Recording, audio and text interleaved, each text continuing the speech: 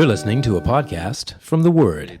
So last week, I put to you a question which was posed by, I can't remember who posed it first of all, Jim Wilkinson. Jim Wilkes. Yeah. Jim Wilkes. So which bands had never done cover versions? And you, I think very, very courageously, and I don't say that sarcastically in any way, you courageously nominated three, because the old courageous thing is, yes, Prime Minister, where Nigel Hawthorne says, that's very courageous, Prime Minister. And he goes, oh, it isn't, is it? It's the worst thing you can possibly... Not a compliment. Not a compliment. It means you feel undermined and insecure. I know. Anyway, you proposed three. And who were they? Remind us, Mark. Was it three? I think it might have been. Yes, it was three. It was certainly Genesis. Yeah. And it was certainly Queen. Yeah. Who was the third one? Was it Pink Floyd? Pink Floyd. That's right, Pink Floyd. Your third Pink one. Floyd. And which I thought those were really good suggestions, and so inevitably there was some response from the massive out there, pointing out that I'm wrong about Queen.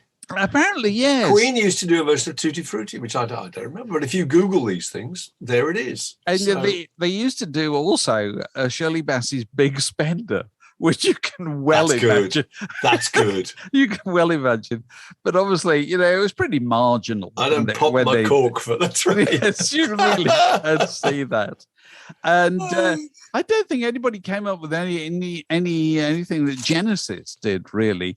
And everybody seems to agree that Pink Floyd just did Pink Floyd songs. Yeah, they did. Yeah. But there have been other proposals, and I'll just whiz through them. Rooksby says the Velvet Underground. But apparently there are tapes of the Velvet Underground quite early on in their career doing Day Tripper by the Beatles. God, that's bizarre. Peter Briffer says Soft Machine. You're a bit of a Soft Machine head. Where do you stand on that? And I can't remember them ever doing one. No, that's right. I don't think so. Simon Cook. And it seems very unlikely, doesn't it? Soft Machine, after playing a kind of 22-minute jazz rock instrumental, suddenly... charge into Dizzy Miss Lizzie. I don't know. Does it work? Squeeze, certainly done them rarely. And they did, but they apparently did do a version of Blur's End of the Century on the B side of a single of theirs. 8MV says the Go-Betweens. He doesn't think the Go-Betweens did cover versions. This next one I'm very interested in, which really made me think. Paul Speed suggested this. The Police never did cover versions. Well, I'm certainly not aware of them having done a cover version, and which is really interesting when you consider that kind of certainly, well, all of them. They were all very experienced jamming musicians. Exactly. They would all have played in bands that did cover versions. Yeah, absolutely. And it's amazing that nothing found its way into their repertoire. John Walters asks King Crimson, did they do no cover versions? Certainly not aware of any. Not aware of that. And Will Birch asks, did ABBA never do a cover version? And somebody responded, apparently the only time they did any, Michael Svensson, who we must assume is from Sweden, and therefore is more of an authority on ABBA than the rest of it. The only time they did any covers was on the B side of Summer Night City. Then they did a medley of American folk songs. Somebody asked, did New Order never do cover versions? Somebody else, here's another good one. This is, again, Michael Svensson, actually. 10cc. Did 10cc ever do any cover versions? Again, you can't think of four people more qualified who would have spent their entire lives, wouldn't they, the teenage lives in covers bands. A good one was Ultravox. Did you see that one? Oh, no, go on. Yes. Ultravox never did, but then they did slip up at one point, did a version of King's Lead Hat by Eno. Right. So there is that one blot on their copy. Right. Yeah. Michael Svensson again says, did Supertramp ever do a cover version? Well, you might be right, Michael. I'm not aware of them. Steely Dan, obviously. Simon Cook says East St. Louis Toodaloo. Yes, that's their cover version. Did Kraftwerk ever do a cover version? That would seem wrong, wouldn't it? Somehow it would seem inappropriate. But anyway, thanks for everybody's feedback on that. Yeah, it's really interesting. I never thought of that before. You're saying, can you look up whether people have done cover versions or not? I don't think you really can. I think no, because if you put in Joy Division and cover version, then obviously you get all the people who cover Joy Division songs. And I don't know what you can Google that tells you if they themselves covered somebody else's music. It's hard to find out. I think that possibly is the odd site, but it's not comprehensive information, is it? Because very often it's just tune somebody played at a gig once, isn't it? Yeah. It's not something that turned up on their album. Talking of which, did you see this this campaign launched this week featuring Björn from ABBA as yes, I did, spokesman for it? It's Credits Due. It's a campaign called Credits Due, which is being backed by various people in the music industry, including Spotify and Apple Music and the PRS for music and the featured artists and all sorts of people. And it's basically to standardize and guarantee that every piece of music, every piece of newly recorded music is properly registered in the sense of, who wrote it, what's the title, who played on it, all this kind of stuff. Producers. And which seems entirely laudable to me. It seems like, I can see the reasons why the people in the industry want to do it, because obviously they want to keep track of their ownership and particularly as you get a fragmenting musical landscape, it's more and more difficult to keep track of that stuff. Well, he's doing it principally to try and make sure that all the people involved who deserve money get the money. Absolutely. But beyond that, I thought it was interesting. I think he makes the point that, when he was a kid, he used to listen to records looking at whatever the gatefold sleeve. And as you did, you would look at the information about each track while listening to it. And I'm trying to think whether I would have, my enjoyment of, Kevin Ayers, Whatever She Brings, We Sing, was massively enhanced by knowing that Mike Oldfield was playing the bass and the guitar on one of the tracks. Now, had I not known that, I think I would have felt differently about it. Do you know what I mean? Oh, definitely. Let's say, that Joni Mitchell and James Taylor were singing backing vocals on Tapestry, or whatever. Knowing that and looking out for that really increased my enjoyment of the music. And the idea, obviously, that if you just stream something, you're not going to get any of that information. Nothing. I find it so frustrating. On Apple Music or Spotify or whatever, you just get the name of the song and the name of the artist, and it's not enough. It's not nearly simply not enough. No, it's not. But it's funny. We were talking about this, I think, last night, that you and I are of the generation where we read music before we heard it.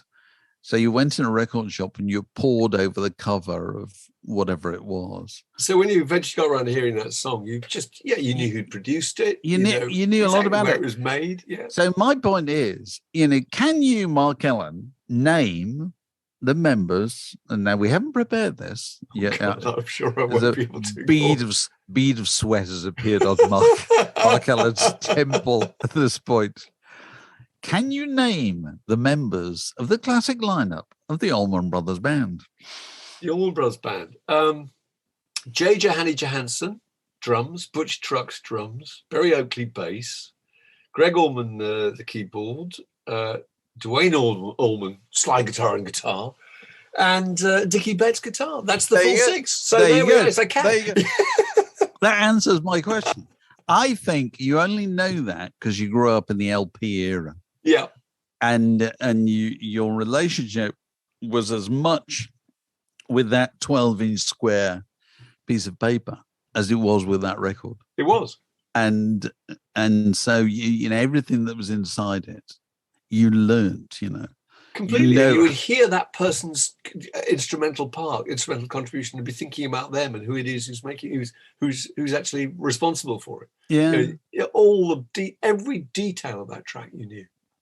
So we're all in favor of credits due. The only shame is they're talking about this being a change going forward, but it obviously won't involve things that were made 20, 30, 40 years ago, because that's the kind of information you want while you're listening to this music on a streaming service or wherever, isn't it? You want to be able to know who played on all these things and know who wrote all these things and have this stuff at your fingertips. It would be lovely to think that that the past would be filled in and at the same time as the future was taken care of. The Word Podcast, prime cuts of popular culture served fresh each week. You know, we're always saying that it would be a good idea to have some T-shirts made with the slogan, play some old. You know, we've talked about doing that.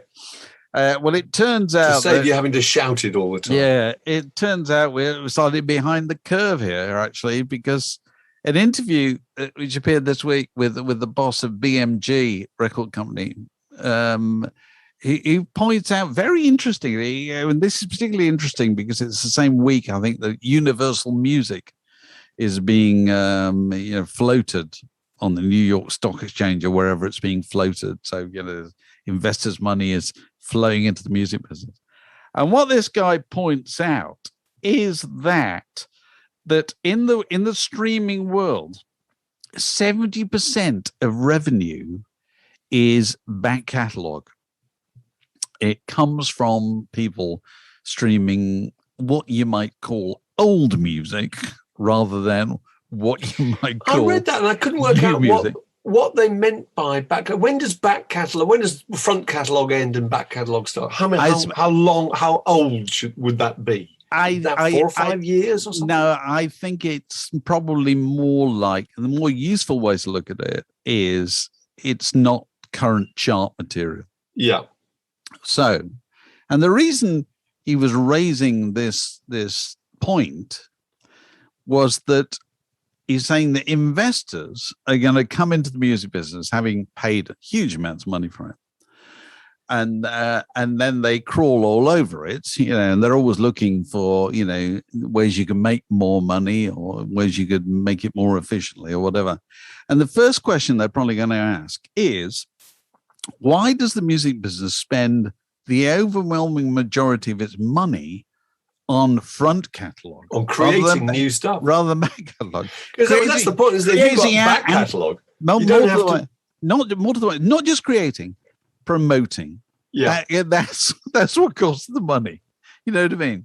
And so... Because back catalogue, you simply put it up and then make profit from it. Well, because it's already recorded. Front catalogue, you've got to pay for it to be manufactured in the first place, and then cross your fingers and pray that someone's going to earn you some profit out of it, presumably. Yeah, but it's really interesting. You've dealt with it. I mean, music companies nowadays are different, but record companies, it was always the way. What were they always thinking about? The record companies, they were thinking about what came out this week. That's all they were thinking about. They were thinking, they would invariably, approach you with massive enthusiasm about something we're really, really excited about. We think this band is so hot.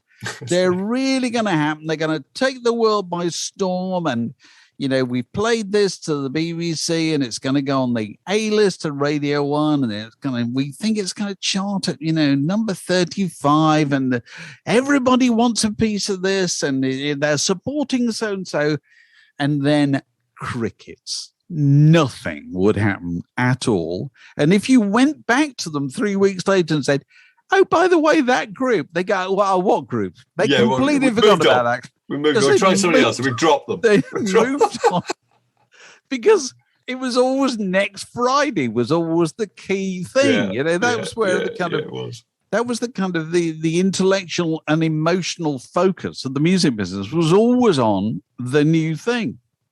Whereas now, it used to be quite hard to sell people an old record. Probably quite hard because you had to persuade all the shops to stock it. The average small record shop, and here we are going back into the mystery because we're talking about record shops. What was a record shop full of when you went in, when you looked in the window? New stuff. What was near the door when you went in the shop? New stuff. What was behind the counter when you went to the counter? New stuff. And if they happen to have any old stuff, well, you are very fortunate. They happen to be well stocked and so forth.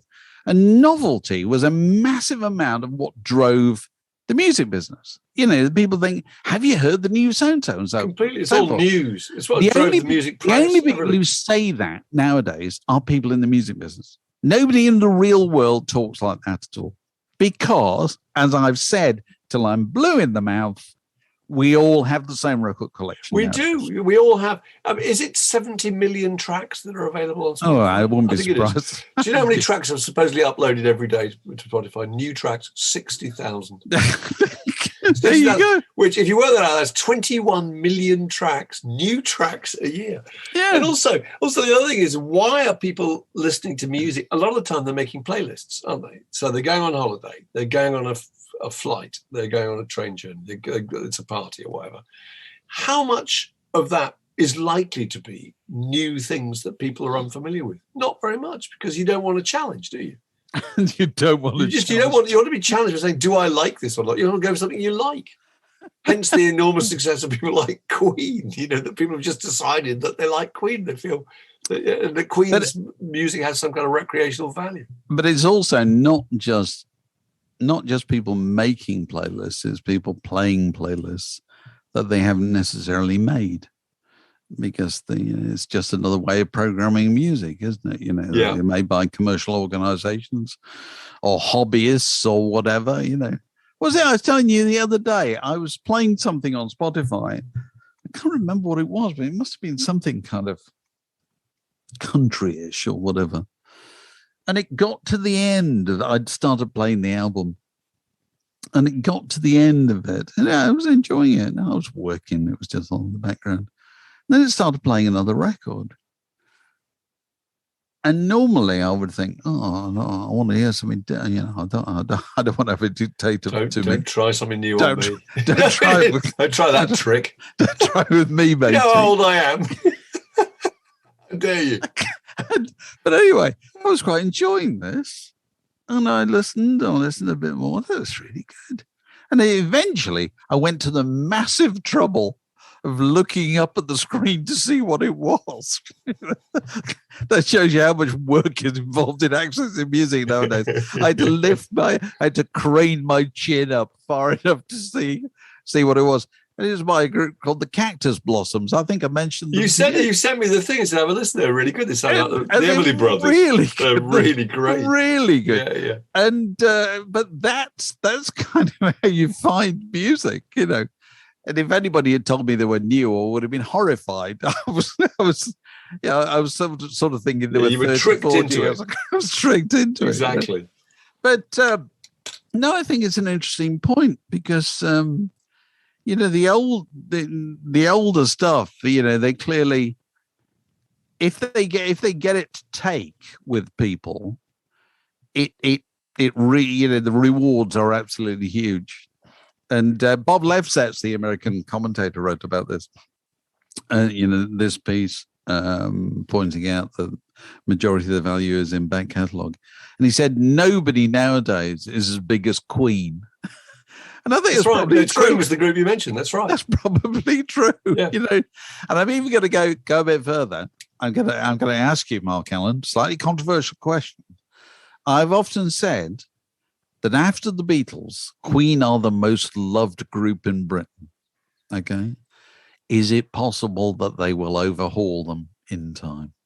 Is that possible? Oh, God, that's fighting talk, isn't it? That's fighting talk. That's really unsettled me. That's ruined my day. I'm going to be worrying about that all day.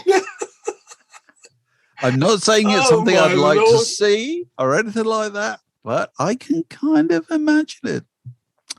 Well, it's got that football stadium appeal. It has. It's got that air punching thing that there's no Beatles. There's no Beatles track that can match "We Are the Champions" in that respect. Unfortunately, there's too nuanced, too subtle. It's so interesting, isn't it? The only Beatles tune that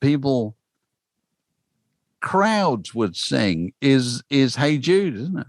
Yeah, and that's just meaningless. It's just no.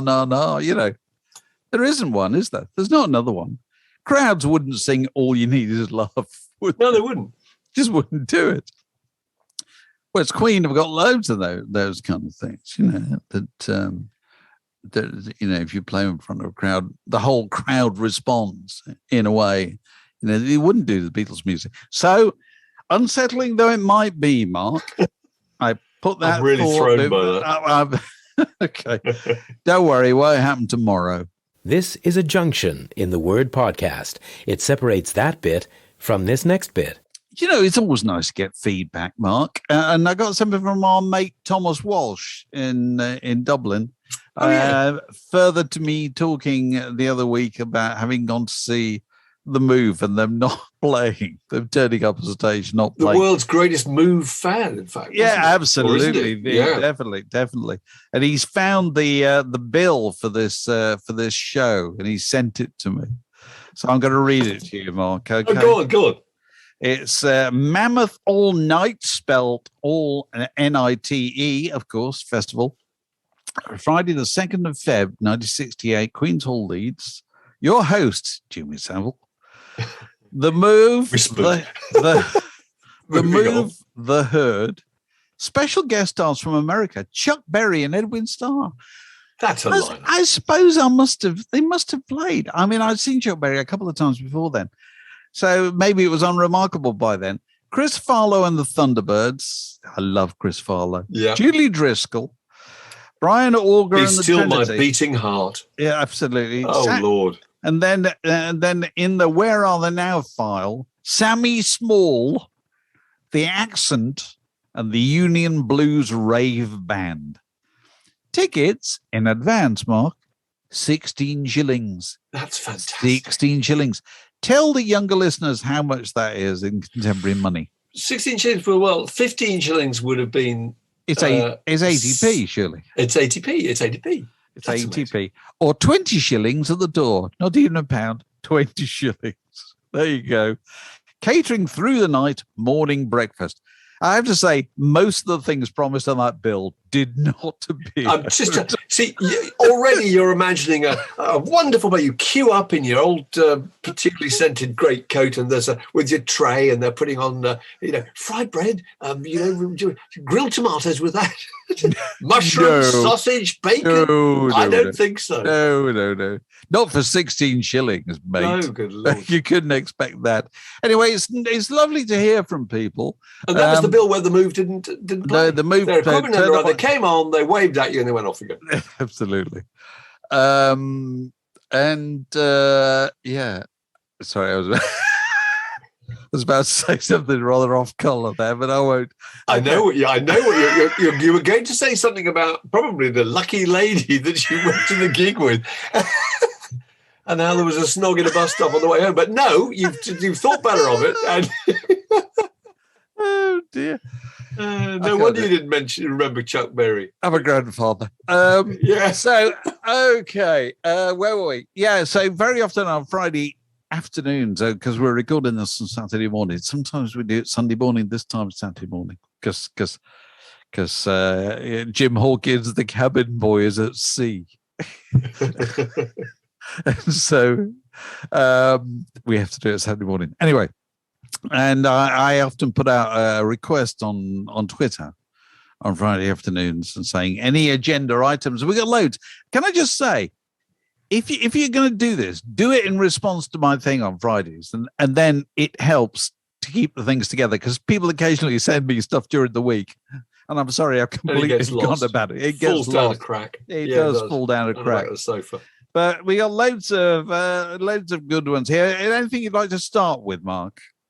Well, the favourite original soundtrack. Somebody was talking about that. I thought that was interesting. Because I'll tell you what mine is. Because somebody says most effective. This is Paul Campion. I've got it here. Most effective use of a song in a movie. I'm going for just about anything on the Easy Rider soundtrack, he says.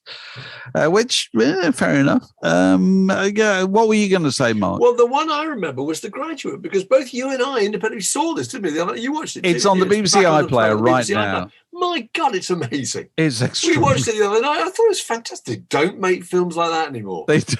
What a it's a weird combination of being incredibly funny and incredibly bleak and sad at the same time. It is. I can't believe, that film came out in 1967, and I couldn't believe, which is how many years ago? 54 years ago. I could still remember. I haven't seen it since. I can remember all the lines. Yeah. One word to you, Benjamin: plastics. Mrs. Robinson, you're trying to seduce me. You're trying to seduce me. Is his throat goes dry, as he says. The bit where he's talking to Anne Bancroft about. Interesting pop fact: he was 29 when he made that. Anne Bancroft was 36, so she was only 7 years old. So she was doing convincingly. She was doing a thing that actors and actresses very rarely do, which is I'm going to play much older. I'm going to play a bit older than me, who's a sex bomb. Yeah, that's a kind of odd thing to do, slightly. Incredible. But she was fantastic. God, she's fantastic. There's a bit where they're in bed, and the whole thing about we don't talk anymore, and he asks her about how her daughter Elaine was conceived, and he discovers that it was in a car, and he wants to know what make of car. She's like, for God's sake, Benjamin, turn your light off, and stabbing out cigarettes angrily, And then she just says, so old Elaine Benjamin got started in a Ford. And he's just really made up by it. So anyway, the music on the Graduate. Oh, it's incredible. Really interesting because that happened quite by accident. Mike Nichols, who made The Graduate, he was so often the music on films is decided by what they happen to be listening to when they're editing, and so when he was starting to edit The Graduate, I think his brother gave him a copy of Parsley, Sage, Rosemary, and Thyme, which was the Simon and Garfunkel record of the time. And he just played it, he just liked it. And he'd hear it a lot when he was editing. And he'd think, no, he wants something like this is what we want. We want something a bit youthful, So they got Simon and Garfunkel in and said, so what do you got? What do you got? And they played him 2 or 3 songs. And apparently Mike Nichols didn't like him, did he? Not only did he not. Here's the interesting thing about Mike Nichols. God, I love Mike Nichols. Is he didn't go, oh, that's interesting, but he didn't quite hit the spot. He goes, well, that's no use. Imagine saying that to Simon and Garfunkel. That's just not very good at all. Have you not got anything better? And so they were slightly rocked back on their heels. And they said, well, there's a song here that we've been working on. We haven't entirely finished it. And started playing a song which they called Mrs. Roosevelt. That's right. Yeah. And he said, that's great. That's catchy. It's really good. But the only thing is you'll have to change it to Mrs. Robinson because that's the name of the character in the film. And what do they say? Did they take their bat home? Did they take their bat home? Did they say, consider how it dare done? You say? He said, it's already done. And I've been the recipient of this enormous check. Oh, it's so good. That film is so good. Also, interestingly, there's one song, it's Sound of Silence, I think, is played in its entirety twice. I can't think of that ever happening in a film before. The opening credit and later on. But I mean, the album is fantastic. You got April, you got Sound of Silence, you got Mrs. Robinson, Scarborough Fair, and you've got those incredible instrumental sections by a guy called Dave Grusin. Yeah, Dave Grusin. And they're kind of bossa nova. Yeah. And there are bits party to accompany music. Party music. It's the bits to accompany the 21st birthday party. It's incidental music. Music. And it sounds like Austin Powers. It's absolutely amazing. But that was what they did on films in those days, wasn't it? They used it was the soundtrack music. It wasn't just the music that happened to be pegged to the film. Anyway, J.J. Coleman says... shall I just show you something I found yesterday? Go on. Sorry, I don't remember if we actually did this. And there it is, look. Old Smash Hits yearbook. We're Nick Hayward. We're Nick Hayward. We asked Nick Hayward. Can you see that? Oh, I can. Nick Hayward to we reenacted dress the up cover. And dress up as, on the cover of The Graduate. We'll have to send that. We'll have to send that to him. That's fantastic. Isn't that great? I know. I wonder if he's got a copy of that. I've forgotten about that. Yeah. That's brilliant. J.J. Coleman is interested in band members who had no idea what the songs were about. He says he remembers Bernard Butler once expressed surprise when he learned what Brett Anderson's lyrics were actually saying. I wouldn't be surprised at all. I think I heard this in connection with Joy Division. I think it's on some documentary or so. Oh, yes, they by do. Joy Division. That when Ian Curtis killed himself, is only then that the members of the band listened to the words. Realised what those songs were about. They just not really listened to them. They just thought, I just thought it was noise. I just concentrated on my bass part, Yes. I know, isn't that amazing? Yes. So Stuart Penny the members of Yes are the ones. What do the members of Yes think when when John Anderson was doing In and Around the Lake, mountains come out of the sky and they stand there. I don't know. Yes. I mean, but you can take any random, drop a pin into any John Anderson lyric and be absolutely mystified. You know, that's true. Yeah. When did Yes songs stop making sense? That's a good point. Mike Reed, I'm free associating here. Yeah.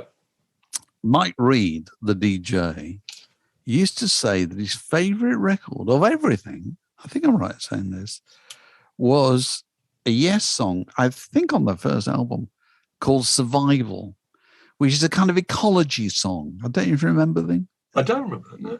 Everything that dies for a reason, to put its strength into the season.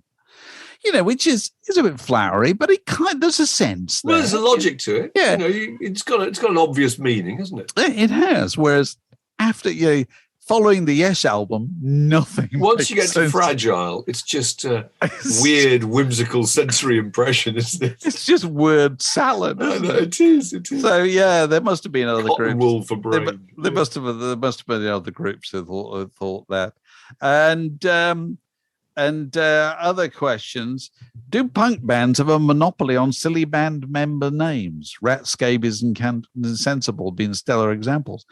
Well, it's not a monopoly, is it? Because surely members of Gong had mad names, didn't they? Oh, Mark? yeah.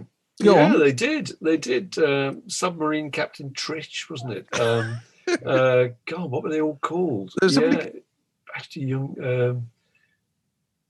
Oh God! Well, there's somebody called something. There was a cheese reference in the name. Well, that's the name of the album, Camembert Electric. Okay, yes. Sorry, I got it wrong. Okay, but there's also, there's Captain Beefheart's Magic Band, of course. Beefheart's Magic Band. Drumbo, the Mascara Snake, Antennae Jimmy Siemens. Come on, you can't do much better than that, can you? Captain Beefheart itself.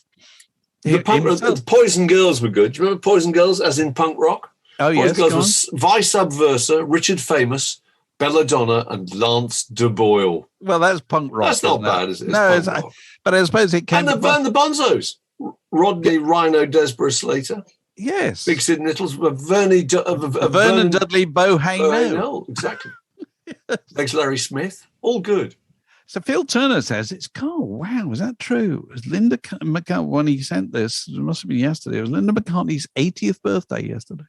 Wow, that's something. Wings. Somebody said something about Wings. Any views on Wings? Revival? My view on Wings is Wings. No one ever thought of Wings as a band. Did you?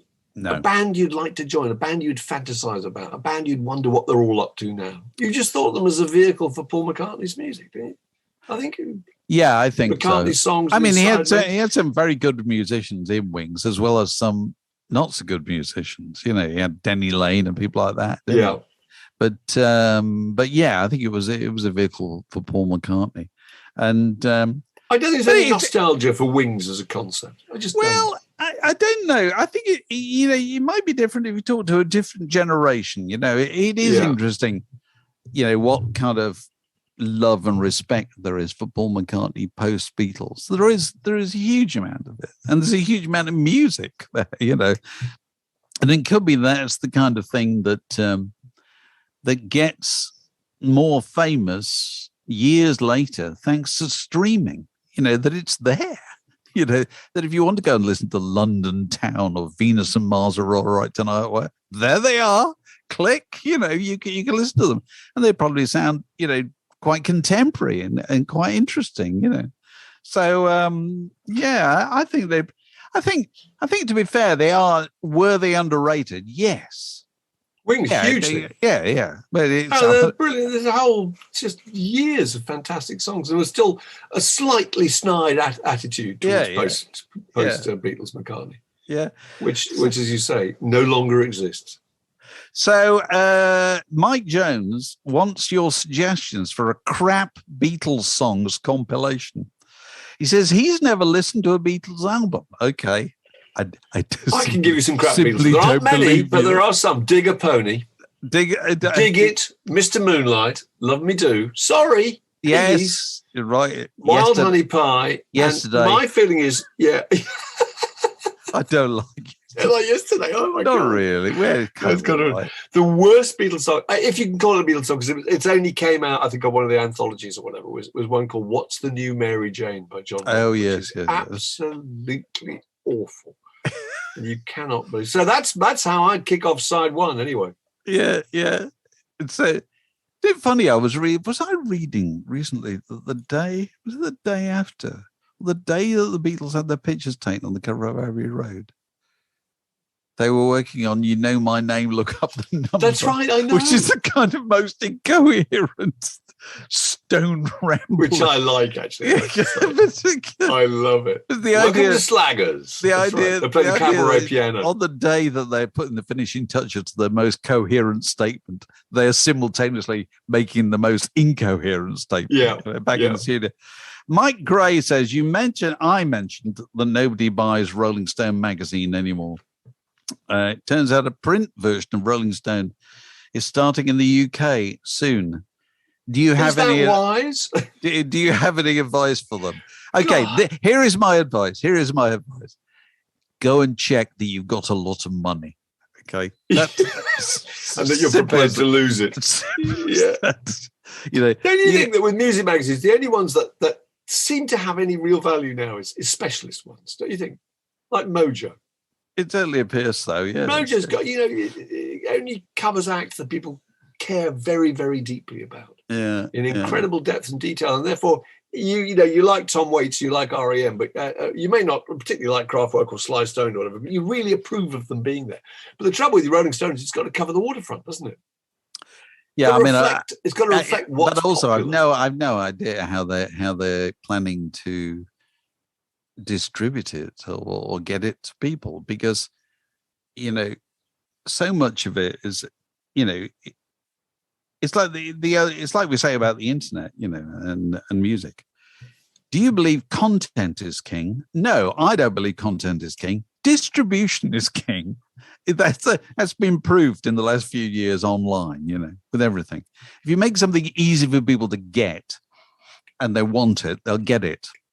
If you try and drive them somewhere to go and get something, they won't do it at all. Yeah. And so magazines, and music magazines were a huge part of magazines, but they're not all magazines, flourished at a time when the average person on their way to work every day went in or past a newsagent and bought something. They possibly bought a newspaper. They bought a packet of cigarettes. They did whatever. And so buying a magazine was a treat. People loved it. They loved doing it. And really easy to do. And now, just go and look at them. Go and look in your local. Well, don't dare. I think now, Mark, after all this time, you're going to say, is W.H. Smith still there? There's one in my high road now. I've never seen a more decrepit-looking shop. It's hanging on by its for years. There's a short digression here, actually. I think I've got listeners. I'm going to share with you a trade secret. I think in the first issue of Q, Mark wrote a subscription story. I did. I can remember what it said. It was for subs. It said it was about the joy of getting the magazine posted to your doorstep. And it said it opened with the line, "Avoid the irksome hurly-burly of your local magazine shop," or whatever it was. And my God, they went mad. Quite rightly. They did. I thought it was just hilarious. The sales department appeared at Mark's door like, "What have you bloody done?" What have you done? Because they are furious. In those days, if the news trade took arms against you, you were really in trouble. You were. If W.H. Smith took umbrage, boy, you were in trouble. Yeah. Whereas now we can say, we don't care, and the more decrepit W.H. Smith is, the better, frankly. I don't care at all. But that's the problem. There used to be, news agents that were kind of churches of magazines, weren't they? Were. You went in and bought them, and you were excited to buy them. And, what's Rolling Stone going to do? Stuff them in people's hands at tube stations. Not so much at the moment, I wouldn't have thought. So. And I can't see how it's going to happen. I cannot work that out. Also, the attraction of Rolling Stone is you want the American perspective on things. Do you want the American perspective on what I imagine will be largely stuff that's popular in England? I don't know. Or Britain, Rob. I don't know. John Dredge, former Word Erratic guest. Good question, this. Why does it all have to be so terribly loud? We're getting more and more middle-aged by the minute, aren't we? But it's a fair point. Why does it all have to be so terribly loud? Because that's how it sounds best, really. Isn't that the truth, Mark? Is he talking about the live music experience? I think because a lot of that's, if it's really loud, it's a more intimate experience. You're being that sensory bombardment gives you an illusion of pleasure, doesn't it? It's like if you go to a party and it's really loud music, it's more intimate because you've got to shout into people's ears to be heard. Oh, right. Brings people together. Okay, but also it's a way of convincing you you're having a good time. It's like the lights thing. The worse the album, the brighter the lights. Yeah, true. Richard Dobson, an anniversary reissue has never, Millard, I put it to you, ladies and gentlemen of the jury, has never improved an original album. Discuss. A reissue? Well, it depends. No, an anniversary reissue. But that's mostly about outtakes, isn't it? Outtakes is the interesting thing. You see, I think to answer your question, with a simple one-word answer to your question, has it ever improved an original album? No. No. Not at all. Because what you've fallen in love with, if you bought a reissue with some extra tracks, the reason you bought it is because you really liked the thing that you had before. And therefore, the other thing won't be better because it'll have something at the end of it which you didn't really want and they didn't want in the first place anyway. You wouldn't mind hearing it. That's fine. If you could just go online and listen to a track that didn't get on your favorite record, that's perfectly fine. But to be provided with the record, here's a record you really like. Here it is with some extra stuff. Oh, I don't know. It's like, here's a meal you really like. Here it is with more vegetables. No. Here's a painting you really like, but somebody in the background's had a moustache painted on them. I can see why the record business do it. I can see why we buy it, but no, it doesn't make it any better at all. Mark Piper wants to know, and I feel we've answered this question many times. What's the loudest gig you've ever been to? Oh, we've done this. You and I were at the same one, both of them, and they were Blur at the Astoria. Oh my God, I'm still in pain. Do you remember that? The sense that a 10-ton truck was driving over your ribcage, and the other was the KLF at the Brit Awards. Oh God, my Lord! Oh, I mean, it was just absolutely terrible. People were leaving. That was some. Who was the classical composer? The great conductor, Sir George Schulte. Schulte, that's right, yeah.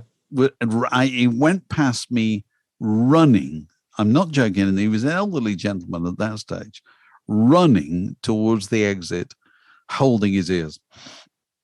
Because basically, if you're George Schulte, your hearing is your livelihood. That's your entire livelihood. And there's Bill Drummond on stage with a machine gun. Do you remember? That's how they started the set, was with an absolutely deafening round of machine gun fire. Oh, my God. Oh, dear. Go on. Dear. What else is there? So this is interesting. David Poole, when the band you love goes bad, does anybody ever really abandon them? It's basically saying, can bands ever be cancelled? It says, in the case of the Smiths, no records appear to have been burned.